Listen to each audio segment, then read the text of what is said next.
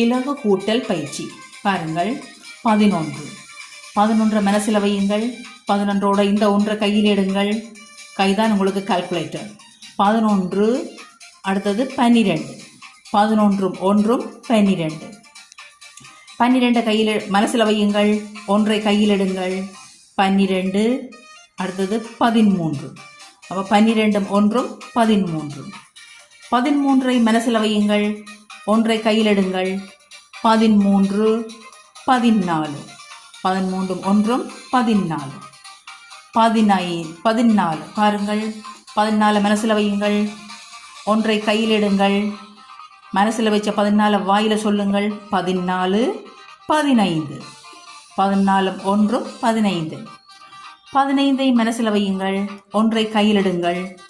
15 16 15 ஒன்றும் 16 16ஐ மனசில் வையுங்கள்.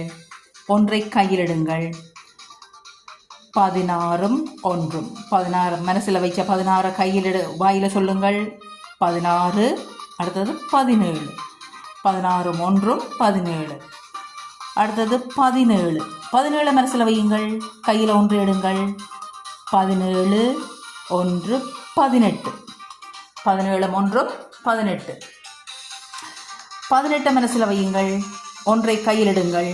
18 18 அடுத்தது 19 அப்போ 18 ஒன்றும் 19 அடுத்தது 19 மனசில் வையுங்கள்.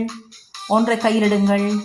19 20 20 19 ஒன்றும் 20 அடுத்த 20ஐ பாருங்கள். 20 மனசில் வையுங்கள். ஒன்றை கையில் எடுங்கள். 20 ஒன்றும் 21 ஓகே. கவனியுங்கள். இந்த இலகு கூட்டல் பயிற்சியில் 11 1 12 12 1 13 13 1 14 14 1 15 15 1 16 16 1 17 17 1 18 18 1 19 19 1 20 20 1 21 ஓகே. என்னென்னு சொன்னால் இப்போ 11 கையை பார்த்தா எப்போவுமே கையில் ஒன்றை எடுத்த வச்சபடி தான் நீங்கள் இருக்கணும். எப்போவும் அந்த ஒன்று கையில் இருக்கணும். எப்போவும் கூட்ட வேண்டிய விஷயம் கையில் இருக்கணும். மற்றது மனசில் இருக்கணும். அடுத்தது மனசில் இருந்தோண்டு அடுத்ததாக வர வேண்டிய எண் இலக்கத்தை கையை மடித்து சொல்லி பழகுங்கள். இலகுவான பயிற்சி மூலம் இலகுவாக பெரிய எண்களையும் கூட்ட முடியும்.